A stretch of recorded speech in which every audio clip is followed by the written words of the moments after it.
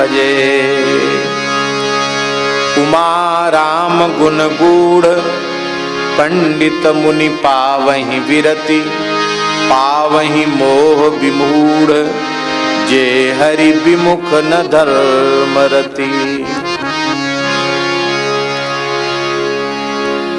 प्रथम मंगलाचरण के अरण्य कांड के श्लोक में कलि पावनावतार गोस्वामी श्री तुलसीदास जी महाराज भगवान शिव को प्रणाम कर रहे हैं। शंकरम वंदे, मूल क्या है?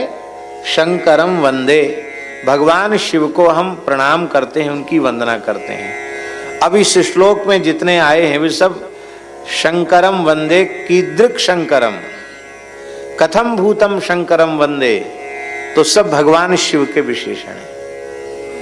किन भगवान शंकर की हम वंदना करते हैं, कैसे हैं भगवान शिव, उसका बड़े सुंदर शब्दों में श्री गोस्वामी जी स्मरण कर रहे हैं।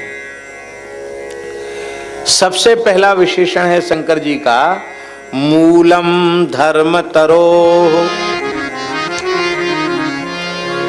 धर्म रूपी वृक्ष का मूल हैं भगवान शिव। धर्म रूपी वृक्ष के मूल हैं भगवान शिव। अब यहां महाराज जी एक बात है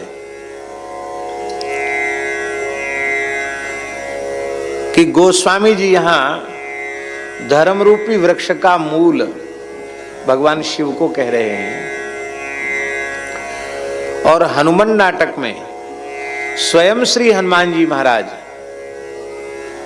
जो रामचरित्र लिख रहे हैं नाटक की शैली में, उसके मंगलाचरण में स्वयं श्री हनुमान जी महाराज धर्म रूपी वृक्ष का बीज अर्थात मूल श्री राम नाम को बता रहे हैं। तो दो बातें हो गई, एक तो भगवान शिव धर्म रूपी वृक्ष के मूल हैं, जड़ हैं, और एक बात क्या हो गई कि श्री राम नाम धर्म रूपी वृक्ष का मूल है अर्थात जड़ है अथवा बीज है। बीज कहो मूल कहो एक ही बात है। हनुमान जी कह रहे हैं कि श्री राम नाम आप सबका कल्याण करे, श्री राम नाम आप सबके कल्याण का विस्तार करे, आप सबके जीवन में कल्याण का विस्तारक हो राम नाम। कैसा राम नाम? कल्याणानाम निधानम कलिमलमथनम पावनम पावनानाम। कल्याण का निधान नहीं, कल्याणानाम निधानम, षष्ठी का बहुवचन है, माने समस्त प्रकार के कल्याणों का निधान। निधान का अर्थ है मूल, बीज।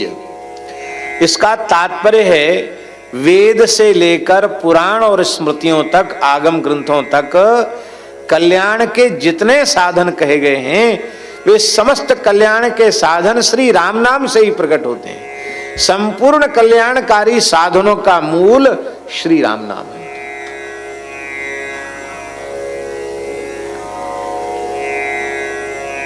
इसलिए गोस्वामी जी ने विनय पत्रिका में विधि निषेध की इतनी सुंदर व्याख्या की, ऐसी व्याख्या संसार में कहीं उपलब्ध नहीं होती।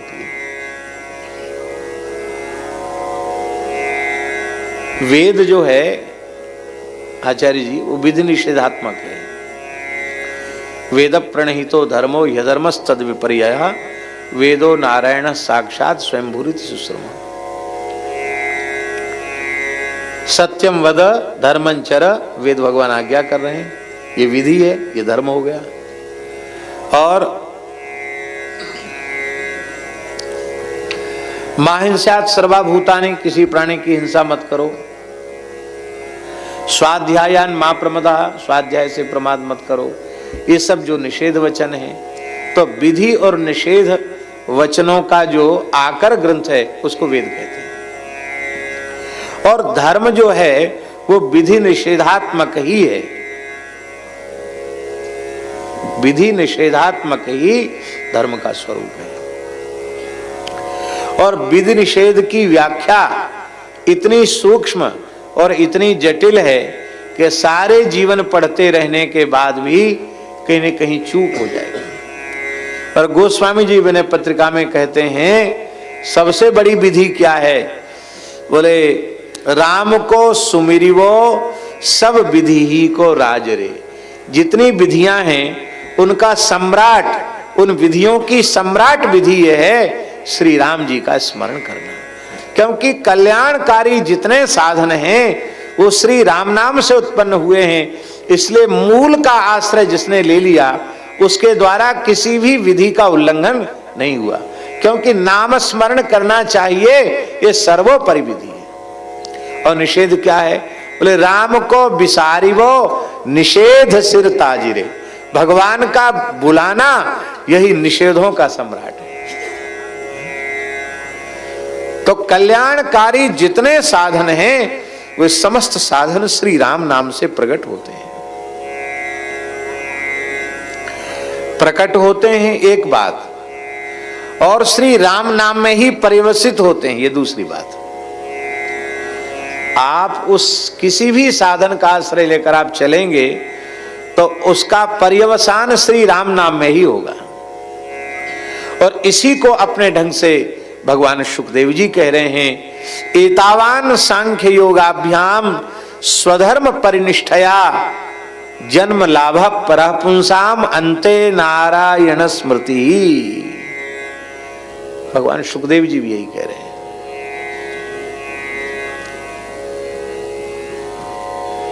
आप सांख्य मार्ग का अनुसरण करके कल्याण पथ के ओर अग्रसर हो रहे हैं, अथवा निष्काम कर्मयोग का आश्रय लेकर, सांख्य माने ज्ञान योग, ज्ञान योग का आश्रय लेकर आप भगवान की ओर बढ़ रहे हैं, अथवा निष्काम कर्मयोग का आश्रय लेकर भगवान की ओर बढ़ रहे हैं, अथवा भक्ति योग का आश्रय लेकर के भगवान की ओर बढ़ रहे हैं। सबकी अंतिम परिणति इसी में है कि चाहे ज्ञान मार्ग में जाओ, कर्म मार्ग में जाओ, उपासना मार्ग में जाओ, अंतिम में भगवान का स्मरण हो जाए। तो आप देखिए महाराज जी, सारे साधनों का मूल भगवान नाम हो गया कि नहीं हो गया? संपूर्ण साधनों का मूल भगवान नाम है। कल्याणानाम निधानम। बोले क्या करें कल्याण का निधान? तो आप यहां आ जाओ, मेरे पास आ जाओ भैया जी, आपको कह रहे हैं, आप आगे आ जाओ। लाली तो पीछे चली जा, है ना, यहीं पर आ जाओ। तो अब उसमें एक प्रश्न है कि क्या करें? आपने तो कह दिया कि संपूर्ण कल्याणों का निधान श्री राम नाम है, पर इस पवित्र श्रेष्ठ सरल सहज साधन में हमारी प्रवृत्ति नहीं हो पा रही है। क्यों? क्योंकि हम कलिमल ग्रसित हैं।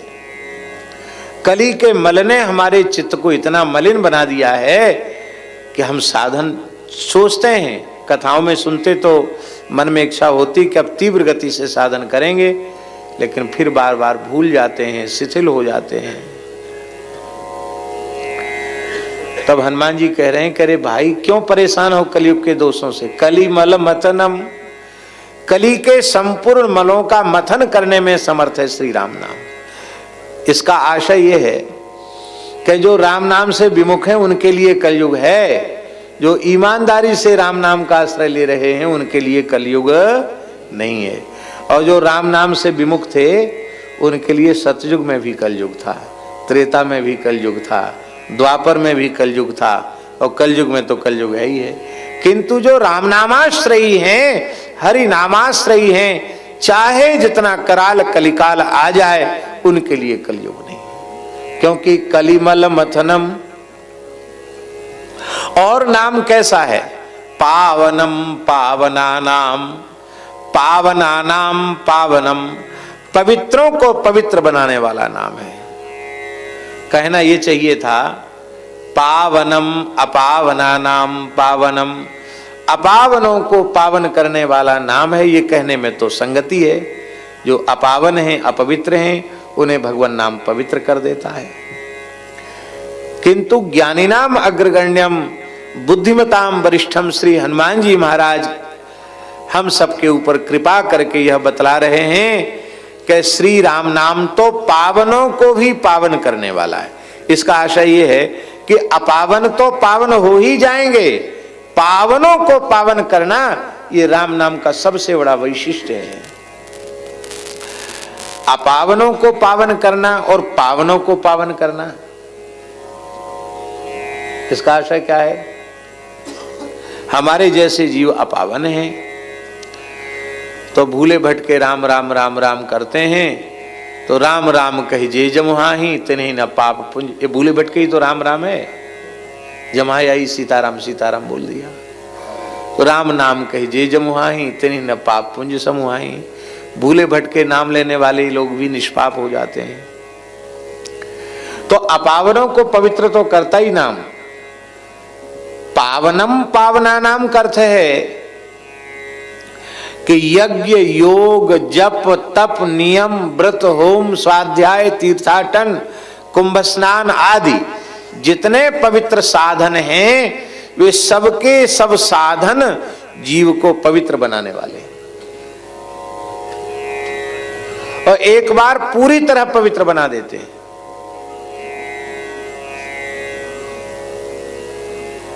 यदि हम पुराणों को देखें तो महाभारत से लेकर अष्टादश पुराणों में सर्वाधिक महात्म्य महाराज जी तीर्थराज प्रयाग का है। सर्वाधिक महात्म्य। यदि महाभारत से लेकर के सभी पुराणों के उन वचनों का जो तीर्थराज प्रयाग के महात्म्य संबंधी वचन है उनका संकलन किया जाए, संग्रहित किया जाए तो एक बृहद ग्रंथ तैयार हो जाएगा। इतना महात्म्य तीर्थराज प्रयाग का। आओ विराजो विराजो विराजो, वहीं विराजो। माता जी जगह नहीं, यहां नहीं, आप तो विराज जाओ, वो बैठ जाएंगे। अरे आप नीचे नहीं बैठो। बड़े उच्च कोटि के नाम जापक संत हैं इनकी आप यहां बैठ जाओ और महाराज जी आप यहाँ नहीं मैं यहाँ, आप यहाँ बैठ जाओ। आप इस पर बैठ, हमको अच्छा नहीं लग रहा है आप नीचे बैठे हो, हमको प्रिय नहीं लग रहा है आप ऊपर आ जाओ। अब ठीक, अब और निकट हो गए।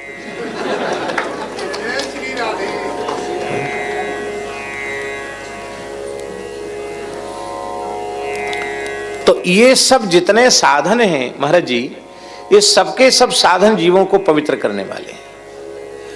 महाभारत में पिताजी, महाभारत में एक प्रकरण है, उसमें भीष्म पितामह से बात पूछी जा रही है युधिष्ठिर जी के द्वारा कि अग्निष्टोम, ज्योतिष्टोम, वाजपेय, राजसूय आदि महान यज्ञ उनका संपादन निर्धन व्यक्ति नहीं कर सकता है। सामर्थ्यहीन व्यक्ति ये बड़े बड़े यज्ञ नहीं कर सकता।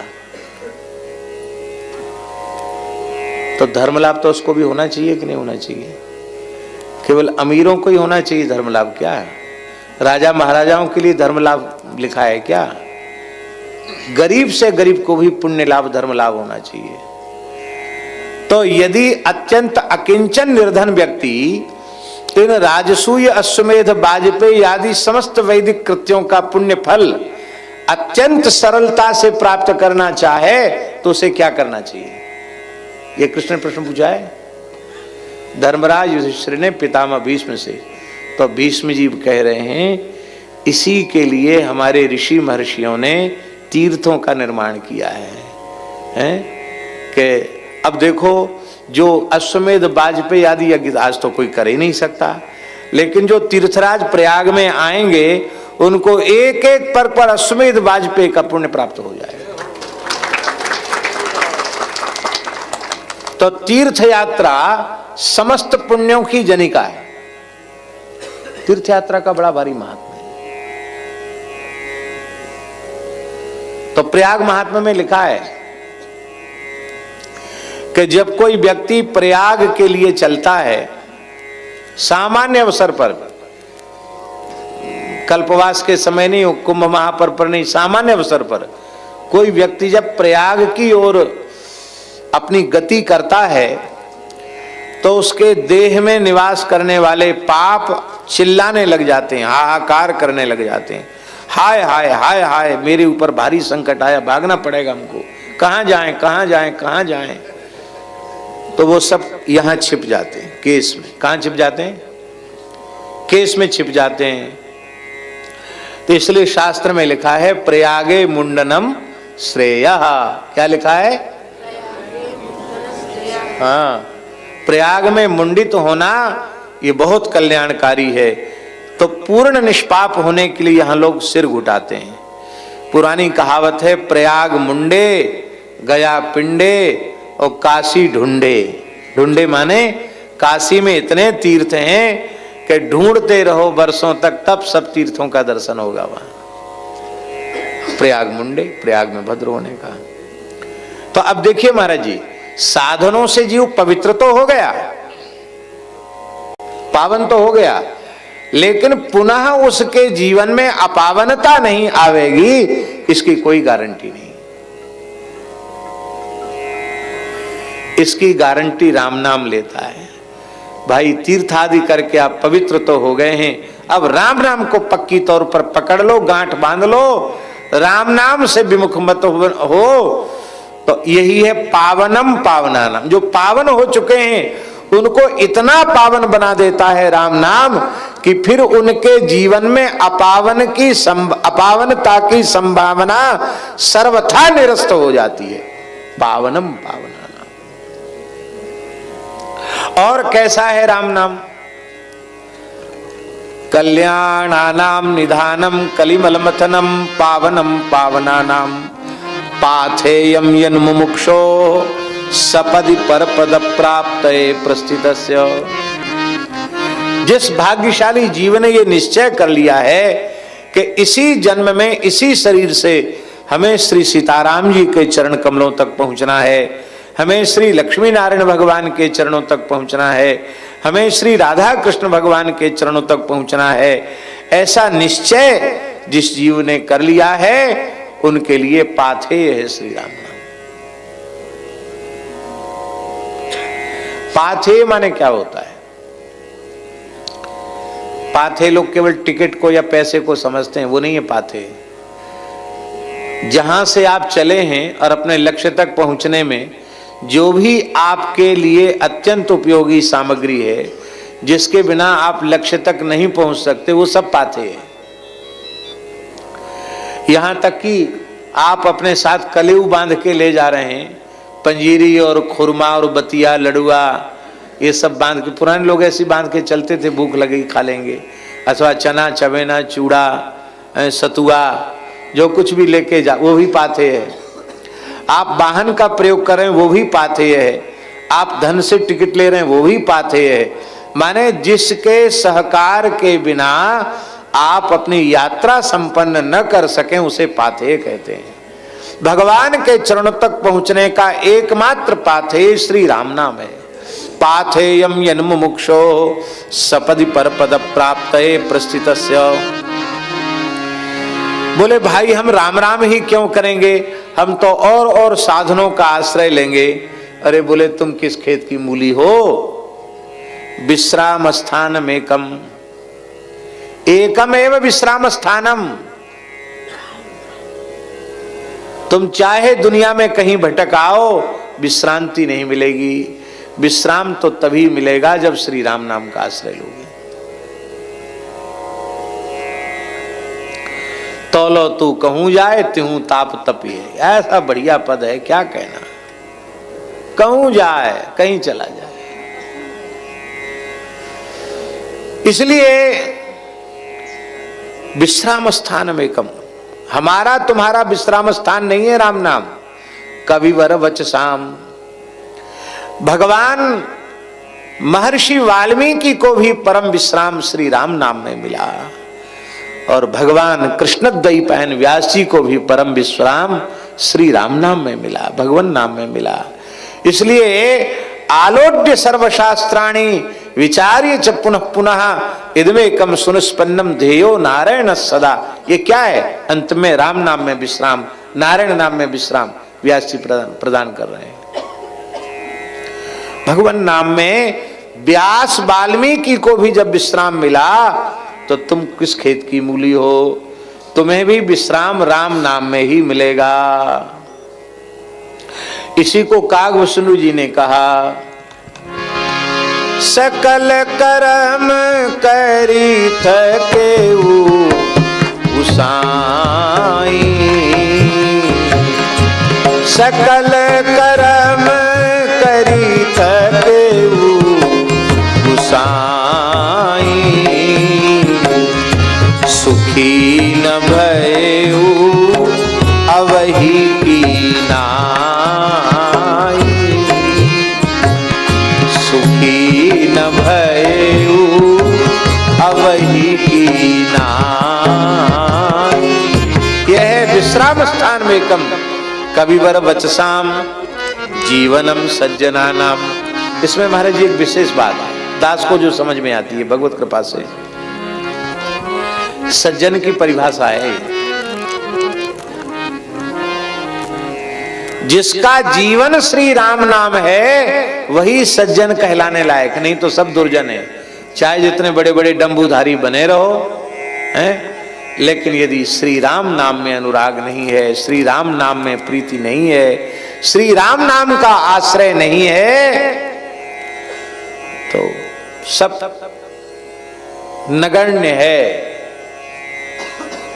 जीवनम सज्जना नाम, सज्जनों का, सत्पुरुषों का तो जीवन है राम नाम, अर्थात जिनका जीवन राम नाम है वे ही सज्जन हैं, वे ही सत्पुरुष हैं। हनुमान जी यही समझते हैं। लंका गए और घूम रहे थे, अन्वेषण कर रहे थे पराम्बा जगदम्बा भगवती श्री जानकी जी का, और उसी समय ब्रह्मवेला हुई और राम राम तेहि सुमिरण कीना, हृदय हरसी कपि सज्जन चीना। हनुमान जी सज्जन है, ये राम राम बोल रहा है। इसका मतलब जो राम राम न बोले वो दुर्जन, और जो राम नाम बोले वही सज्जन। इसलिए आदि काव्य में महर्षि वाल्मीकि ने कहा, रामो रामेति रामेति करणे करणे जपन जना। भगवान श्री राम का लोकादर्श चरित्र इतना अद्भुत है कि सारे ब्रह्मांड में रामो रामेति रामेति करणे करणे जपन, सब एक दूसरे को राम नाम सुनाते। हमारी भारतीय संस्कृति, भैया राम राम, दादा राम राम, काका राम राम। हमारे ब्रज की बात आपको बता रहे हैं। हमारे ब्रज में हम लोग जब ब्रजवासियों के यहाँ जाएंगे तो कहा बाबा राधे श्याम, बाबा राधे राधे, अथवा कहेंगे जय श्री कृष्ण। और आपस में मिलेंगे तो राधे श्याम नहीं करेंगे, न जय श्री राधे करेंगे, न जय श्री कृष्ण करेंगे। काका राम राम, लल्लू राम राम, दादा राम राम, भैया राम राम। आपस में मिलेंगे तो सब राम राम करेंगे, और बाहर वालों से मिलेंगे तो कहेंगे राधे राधे। तो आपस में मिलेंगे, आज भी ब्रज के गांव में चले जाओ राम राम ही बोलेंगे। आप रासलीला का दर्शन करते हैं? अभी यहाँ बस 14 तारीख से रासलीला यहाँ आरंभ होने वाली है। श्री स्वामी श्री राम शर्मा जी राष्ट्रपति पुरस्कृत हमारे ब्रज की बड़ी विभूति थे, उनके सुपुत्र हैं भैया कुंज बिहारी जी। बहुत अच्छी मंडली है वृंदावन की। तो कल से फिर लगातार रास का क्रम 14 तारीख से, परसों से ना, हाँ 14 से। वैसे तो वो आ गए हैं लेकिन अभी तैयारियों में थोड़ा विलंब है, और मेला भी धीरे धीरे भर रहा है। तो जब भर जाए तब सब हो तो बढ़िया है।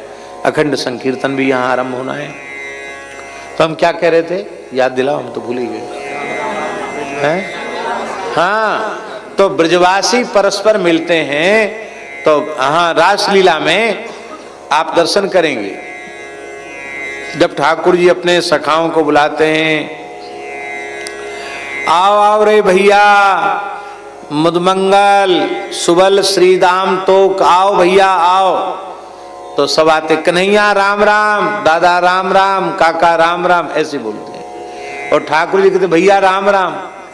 तो ये रासलीला में भी आपको दिखाई पड़ जाएगा, वहां जय श्री कृष्ण जय श्री राधे नहीं बोलते हैं, क्या बोलते हैं?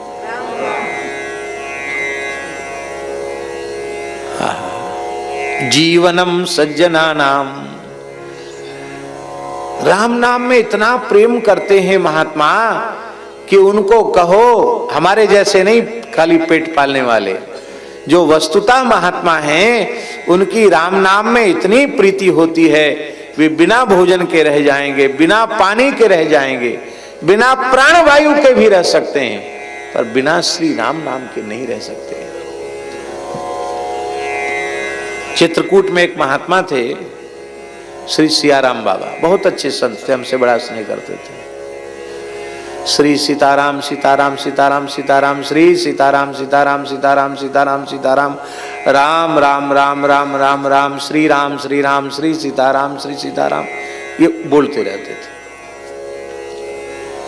और जब कथा सुनने बैठते थे तो माला जपते थे, तो उस समय बोलेंगे तो फिर बाधा पड़ेगी, और कथा के अतिरिक्त समय में उच्चारण पूर्वक बोलते रहते थे। तो कहते थे राम जी वक्ता एक है श्रोता दो हैं। क्या कहते?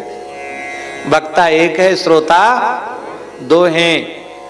और एक बार तो उन्होंने एक ऐसी विचित्र बात कही महाराज जी कि क्या करूं, ऐसा अभ्यास हो गया है इन कानों को नाम सुनने का कि मैं नाम श्रवण न कराऊं तो थोड़ी देर में हमारा माथा फट जाएगा, विस्फोट हो जाएगा।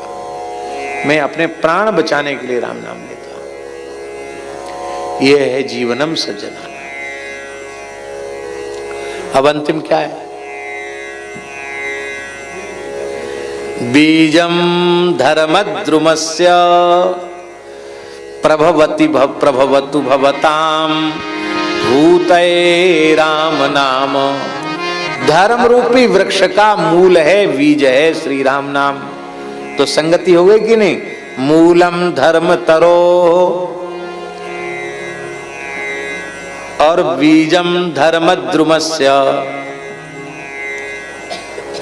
अच्छा, बीज किसको कहते हैं? वृक्ष के फल को ही बीज कहते कि नहीं? तो पहले बीज होता है कि वृक्ष होता है? आप क्या कहोगे भाई? जब वृक्ष का ही फल बीज होता है तो बीज के लिए वृक्ष का होना स्वीकार करना पड़ेगा, और वृक्ष के होने के लिए बीज का होना स्वीकार करना पड़ेगा। बड़ी विचित्र बात है।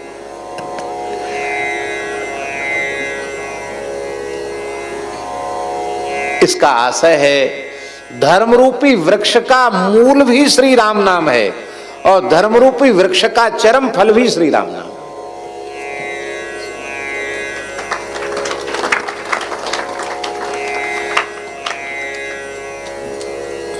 बीजम धर्मद्रुमस्य, धर्मद्रुमस्य बीजम मूलम है प्रभवतु भवताम भूतये राम नाम। हनुमान जी कहते हैं ऐसा श्री राम नाम हम आप सबके जीवन में कल्याण का विस्तारक हो। तो ये तो इसके लिए पूरी व्याख्या करनी पड़ी। बाकी हमें प्रयोजन केवल इतना है, मूलम धर्मतरो। मूलम धर्मतरो, श्री राम नाम धर्मतरु का मूल है, और शिवजी धर्म रूपी वृक्ष के मूल हैं। इसका तात्पर्य क्या है?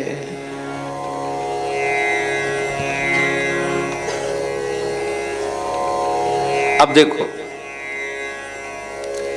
बहुत सरल बात है, दोनों दो बात नहीं है, दोनों मिलकर एक बात है।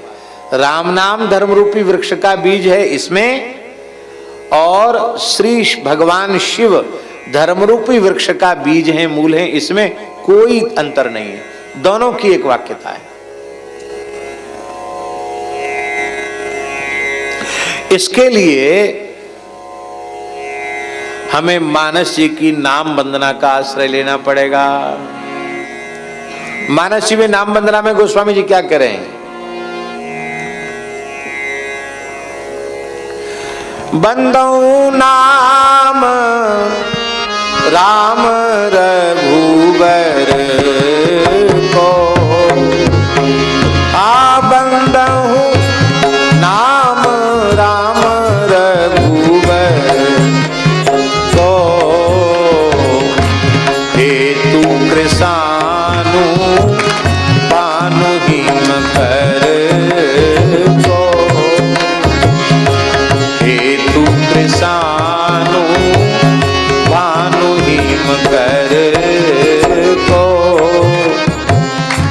विधि हरिहर में वेद प्राण सो, विधि हरिहर में वेद प्राण सो, अगुण अनुपम गुण निधान सो, अगुण अनुपम गुण निधान सो, अगुण अनुपम, वहीं बैठ जाओ, नान सो।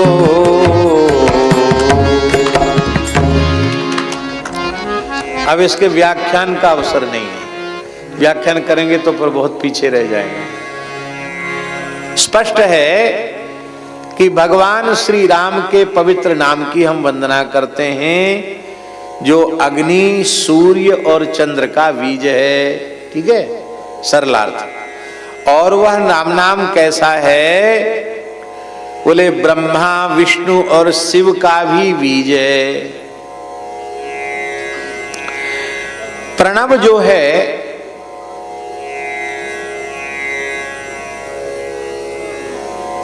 भगवान का स्वरूप है। तस्य वाचक प्रणवः, तस्य माने तस्य परब्रह्मणः वाचक प्रणवः, परब्रह्म परमात्मा का वाचक प्रणव है, ओम है। और वह जो प्रणव है उसमें कितने अक्षर हैं? कितने अक्षर हैं? अकार, उकार और मकार। अकारो वासुदेव स्यात्, अकार श्री वासुदेव है।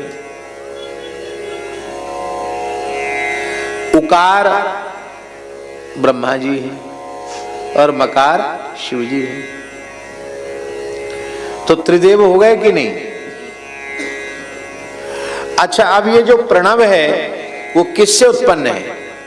तो महारामायण में भगवान शिव पार्वती जी से कह रहे हैं, राम नामनः समुत्पन्नः प्रणवो मोक्षदायकः।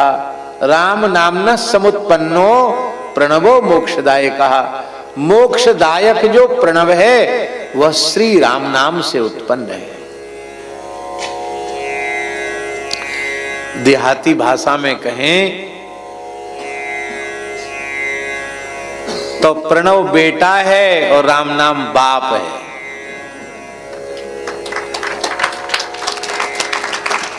प्रणव बेटा है और राम नाम,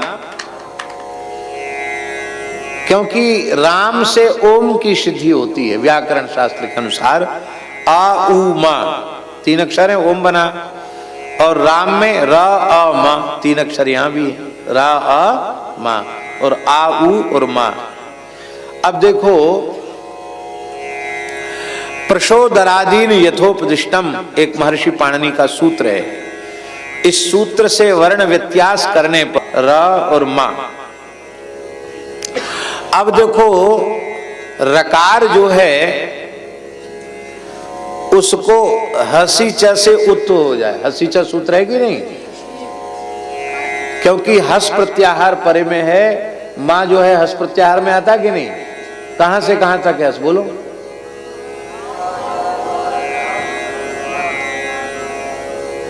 बोलो।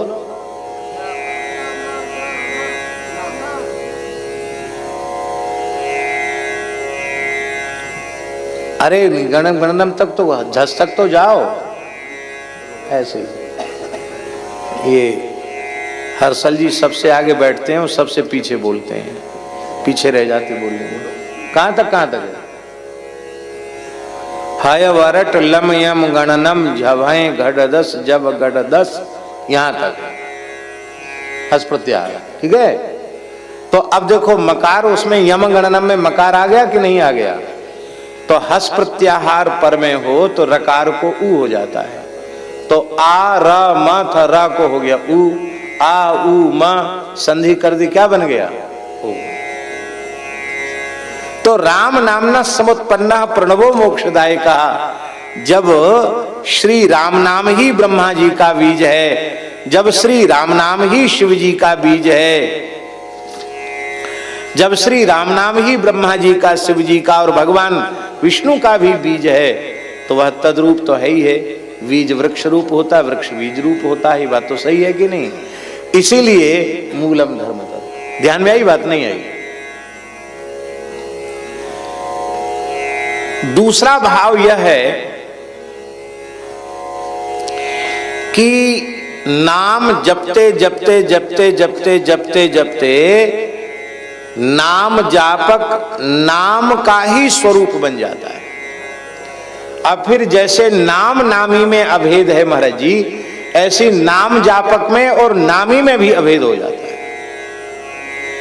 और नहीं तो तस्मिन तज्जने भेदाभावात कैसे कहोगे आप? स्वामी विशुद्धानंद सरस्वती जी थे काशी में, इतना अधिक प्रणव का जप किया था कि उन्होंने एक बार अधिकारी जीवों के मध्य अपना काषाय वस्त्र खोला तो आपाद मस्तक पर्यंत उनके शरीर में प्रणव अंकित दिखाई पड़ा। हनुमान जी ने अपनी त्वचा चीर करके आपाद मस्तक पर्यंत श्री राम नाम खोल करके त्वचा दिखाया। बुद्धि हरि है प्रियादासी ने लिखा है।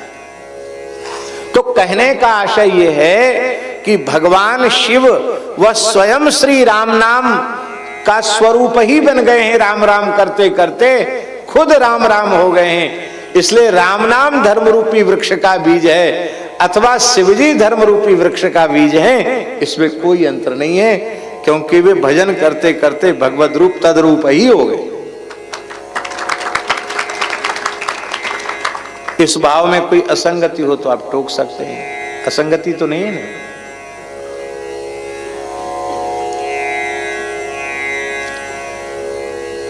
इसी को कहते हैं अपना आपा खो देना। अपने आप को खो गया, स्वयं खो गए, तद्रूप ही हो गए। और कैसे हैं? इसका अर्थ है कि भगवान शिव का आश्रय लिए बिना धर्म रूपी वृक्ष का बीज प्राप्त नहीं होगा। भगवान शिव का आश्रय लेने से ही धर्म रूपी वृक्ष का बीज जो श्री राम नाम है वो प्राप्त हो जाएगा। क्योंकि शिवजी की सन्निधि में पहुंचने के बाद पता चलेगा कि इनसे बड़ा नाम जापक तो ब्रह्मांड में कोई दूसरा नहीं है। तुम पुनि राम राम दिन राती, सादर जपहु अनंग अराती। आदर पूर्वक राम राम राम राम हनुमान जी जब शिवजी जपते हैं। और राम नाम में महाराज जी कितनी प्रीति है। भगवान शिव का वचन है। भगवान शिव कहते हैं पार्वती जी मुझे राम नाम में इतनी प्रीति है कि पूरे ब्रह्मांड में धोखे से किसी की वाणी से एक बार रकार और मकार इन दो अक्षरों का उच्चारण हो जाता है, राम एक बार मुंह से निकल गया तो उस भाग्यशाली जीव को मैं 3 बार नमस्कार कर लेता हूं। कि कितना भाग्यशाली है, इसकी जिह्वा पर भगवान का नाम प्रकट हो गया, राम नाम आ गया। और भगवान शिव कैसे हैं? विवेक जलधे पूर्णेंदु। विवेक का जो समुद्र है उस समुद्र को तरंगायित करने के लिए, उसमें एक विशिष्ट ज्वार लाने के लिए भगवान शिव चंद्रमा के समान है। समुद्र के तट पर रहने वाले लोग जानते हैं। ज्वार भाटा तो नित्य ही समुद्र में आता है, किंतु पूर्णिमा के दिन समुद्र विशेष ज्वार पर रहता है। श्री गीत गोविंद महाकाव्य में महाप्रभु जी ने बहुत सुंदर बात कही। राधा बदन बिलोकन विकसित, श्री राधा वदन बिलोकन विकसित, विविध विकार विभंगम, जल निधिमिव विधुमंडल दर्शन, तरलित तुंग तरंगम। वहां जयदेव महाप्रभु कह रहे हैं कि श्री कृष्ण का जो हृदय है वो प्रेम का समुद्र है, और श्री राधा रानी का जो मुख चंद्र है वो पूर्ण शरद चंद्र है। तो जैसे शारदीय चंद्र को देखकर समुद्र तरंगायित उठता है, ऐसे ही श्री कृष्ण जब जब राधा रानी का दर्शन करते हैं उनके प्रेम हृदय प्रेम समुद्र में हिलोरें उठने लग जाती हैं। इसका आशय ये है कि जब साधक ध्यान में भगवान शिव का दर्शन करता है तो उसका जो विवेक वैराग्य रूपी समुद्र है वो तरंगायित होने लग जाता है। तरंगायित होने का आशय क्या है? तरंगायित होने का आशय ये है कि परम वैराग्य का प्रतीक है भगवान शिव।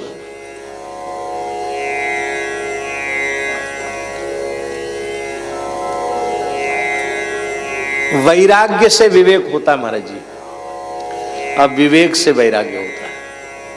विचित्र बात है, अन्योन्याश्रय है। और विवेक क्या है?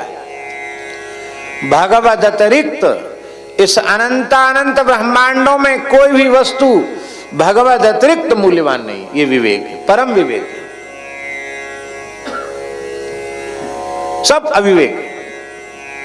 हम लोग मान बढ़ाई, नाम यश कीर्ति, नाम यश पद प्रतिष्ठा, इसके पीछे अथक परिश्रम करते हैं, दिन रात पीछे पड़े रहते हैं और करते करते मर जाते हैं। अंत में अंतिम बारात निकलती है तो राम नाम सत्य है।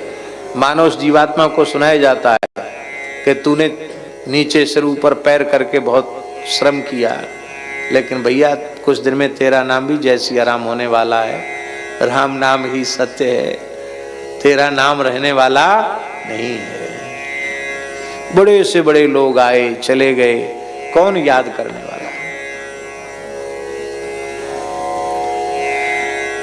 भजन में बाधा क्या है? विवेक की कमी, वैराग्य की कमी, यही भजन में बाधा है। माता जी, विवेक वैराग्य हो तो भजन में कभी बाधा नहीं, कहीं किसी परिस्थिति में बाधा नहीं। किसी भी परिस्थिति में बाधा नहीं है। हम लोगों का चित्त, हम लोगों का मन रूप रसगंध शब्द स्पर्श के भोगों की ओर निरंतर बढ़ता चला जा रहा है। यही भजन की बाधा है।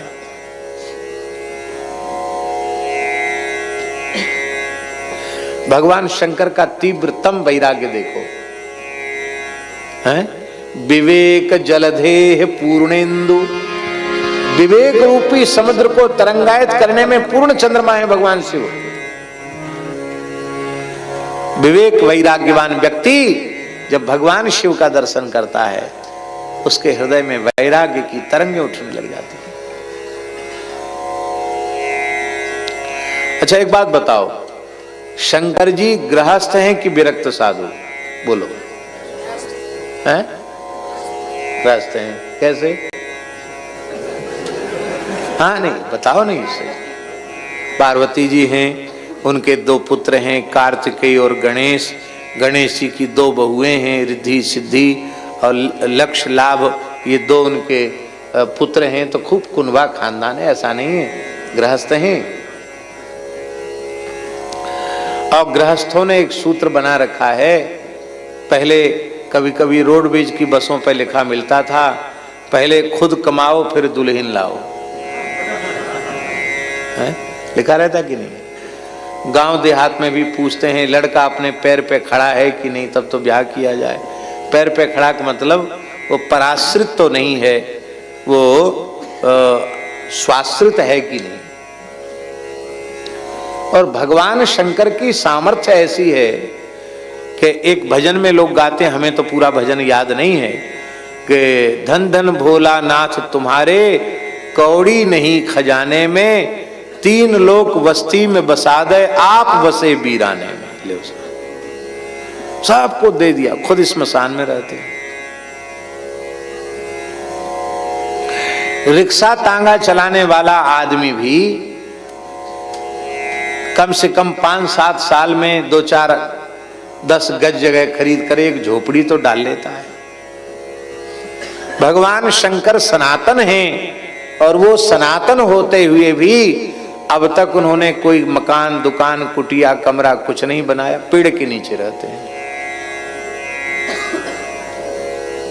अरे शंकर जी कहने को गृहस्थ हैं, पर उनका वैराग्य ऐसा है कि करोड़ों करोड़ों विरक्तों की विरक्ति भगवान शंकर के चरण कमल की एक रजकण के ऊपर न्यौछावर है।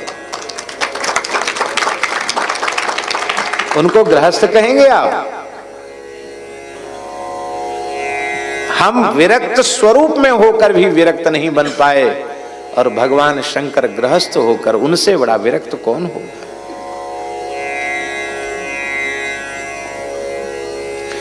शिव समान अस को व्रतधारी, बिनु अघ तजी सती सिनारी। ऐसा कौन होगा? शिवजी के जैसे शिवजी ही। मकान नहीं बनाया, हम लोग यहाँ कंबल गद्दा सब मंगा रहे हैं पैसा खर्च कर करके, और वो कहाँ कैलाश में जहाँ माइनस से भी कितना भगवान जाने कितना डिग्री टेम्परेचर होता होगा, वहाँ शंकर जी रहते हैं। न गद्दा है, न तकिया है, न ओढ़ने को कंबल है, हैं? स्वयं व्याघ्र चर्म बिछा लेते हैं, व्याघ्र चर्म की ही छाल कमर में लपेट लेते हैं, गज चर्म को दुशाले के जैसा ओढ़ लेते हैं। सोने चांदी के बर्तन भी नहीं है, नारियल का खप्पर, उसी का वही उनका भिक्षा पात्र है।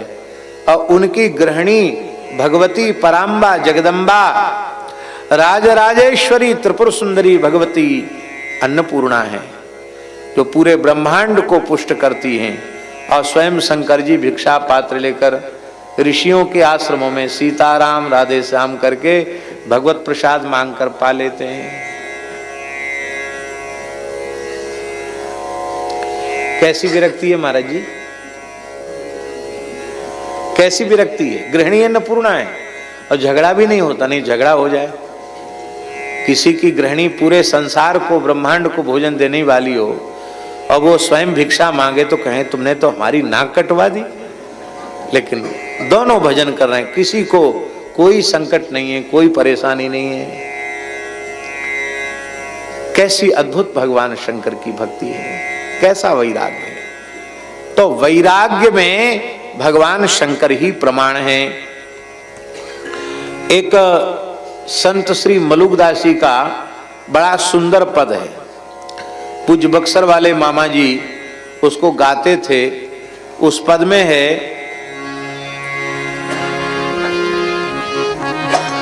कि भजन क्यों नहीं बनता, वैराग्य की कमी के कारण भजन नहीं बनता। अब जिन कारणों से भजन नहीं बनता उन कारणों का त्याग कर दो तो भजन बनने लग जाएगा। भजन बने ना तो से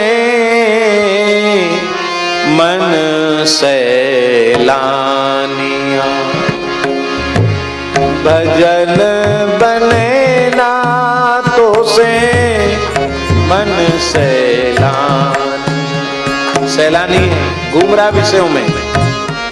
खट्टा मीठा भोजन चाहिए और ठंडा पानिया, चावने को पान चाहिए और पीक दानिया। भजन बने ना तो से मन सैलानिया। सेज तो तुरंगी चाहिए रूपवंती नारियां, पूत तो सपूत चाहिए कुल की निशानियां। भजन बने ना तो से मन सैलानिया। भजन बने ना तो से मन सैलान। हाथी चाहिए घोड़ा चाहिए तंबू आसमानिया। हाथी चाहिए घोड़ा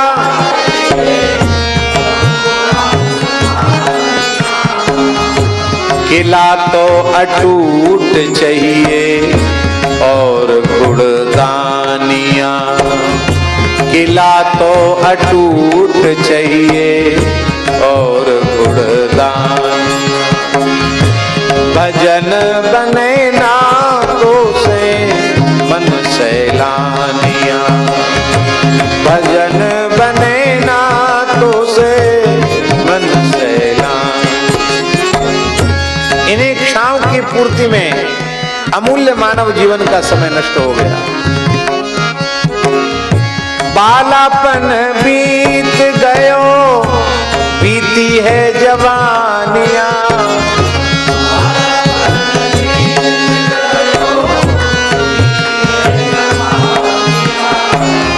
बालापन बीत गयो बीती है जवानिया।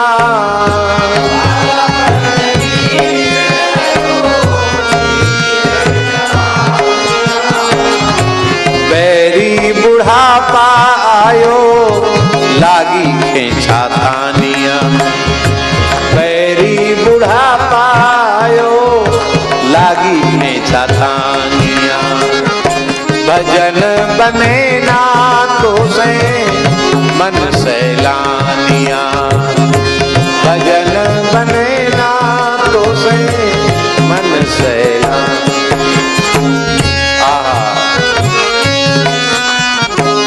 भजन में बाधा क्या है?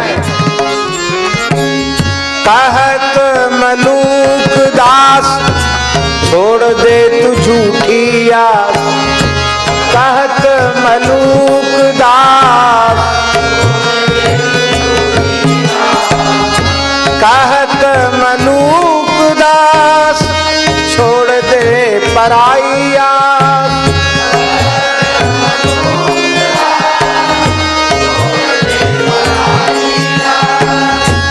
कहत मलूक दास छोड़ दे पराई आस।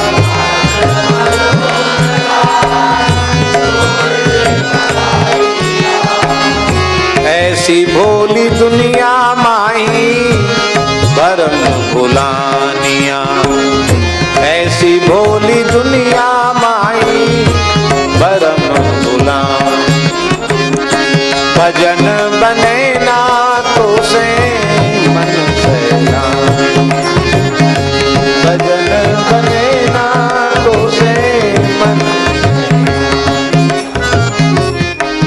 शंकर जी का ध्यान करने लग जाओ, उनका वैराग्य पूर्ण जीवन को अपने आदर्श के रूप में रखो, तो फिर संसार की किसी वस्तु की चाह नहीं रह जाएगी। और जब चाह नहीं रह जाएगी तो फिर स्वाभाविक भजन बनने लग जाएगा। यही है विवेक जलधेह पूर्णेन्दुम। और कैसे हैं भगवान शिव? आनंददम, आनंद देने वाले। आनंद माने क्या होता है?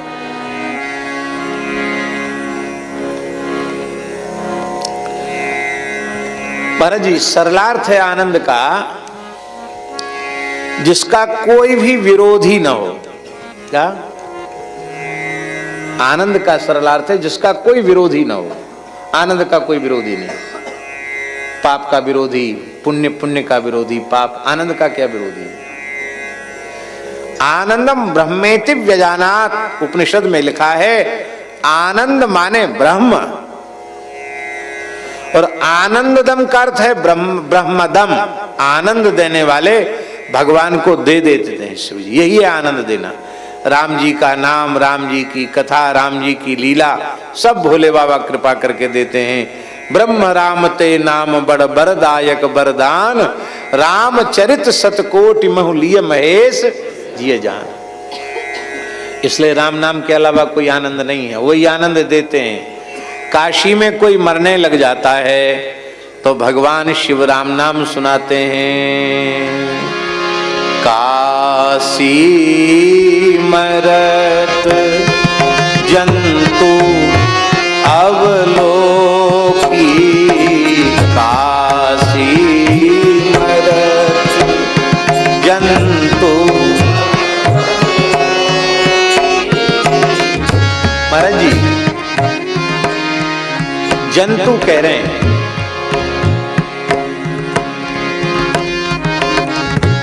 मनुष्य नहीं कह रहे हैं।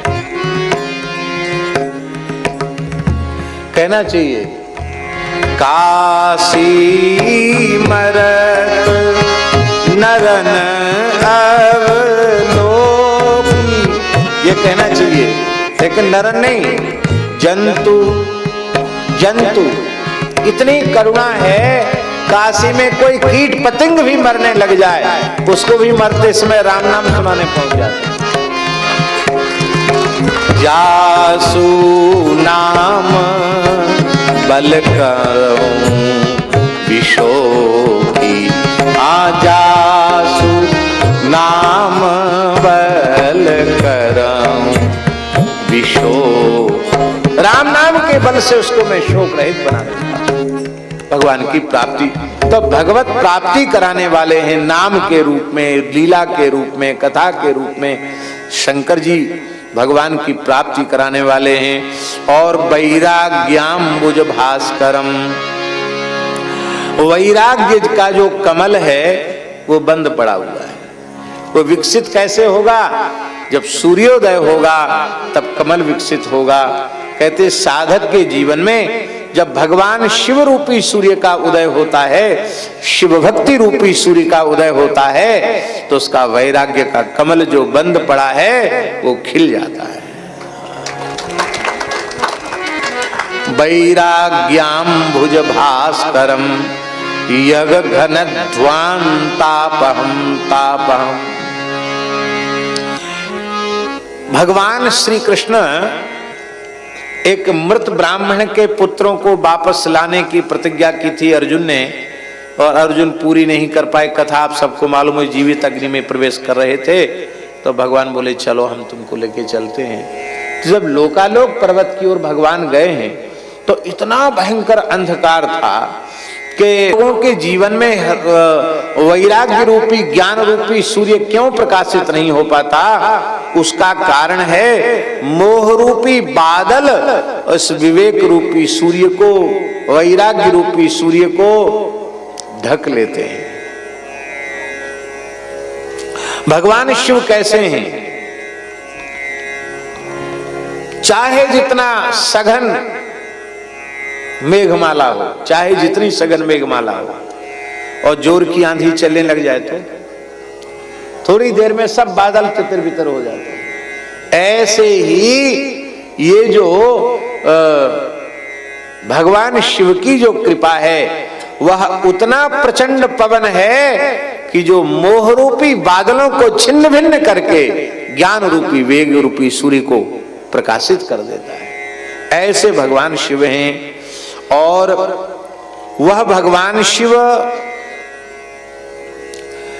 स्वसंभवम शंकरम, भगवान नारायण के नाभि से कमल प्रकट होता है, कमल से श्री ब्रह्मा जी प्रकट होते हैं। द्वादश महाभागवतों में प्रथम भागवत है। ब्रह्मा जी का एक नाम है स्वयंभू। क्या नाम है? ब्रह्मा जी को पैदा करने में किसी ने कोई प्रयास नहीं किया, स्वयं ही कमल प्रकट हो गया, कमल से ब्रह्मा जी का नाम है स्वयंभू। क्या नाम है? स्वयं ही प्रकट हो जाते ब्रह्मा जी। यद्यपि भगवान शिव सनातन परमात्मा है, सदाशिव हैं, लेकिन सृष्टि के क्रम में वो ब्रह्मा जी के भ्रू मध्य से प्रकट होते हैं। भवों के बीच से प्रकट होते हैं। इसलिए स्वसंभवम, जो स्व माने श्री विधाता स्वयंभू ब्रह्मा जी, उनसे सृष्टि के क्रम में जो रुद्र रूप से उत्पन्न होते हैं। और कैसे हैं? शंकरम, शम माने कल्याण और करम माने करने वाले, जीव का परम कल्याण करने वाले हैं। ऐसे वंदे ब्रह्मकुलम कलंक शमनम श्री राम भूप प्रियम। ब्रह्मकुलम, ब्रह्मा जी के जो पुत्र हैं, ब्रह्मा जी के वंश में जिनका जन्म उनके पुत्र के रूप में जो उत्पन्न हुए हैं। और कैसे हैं?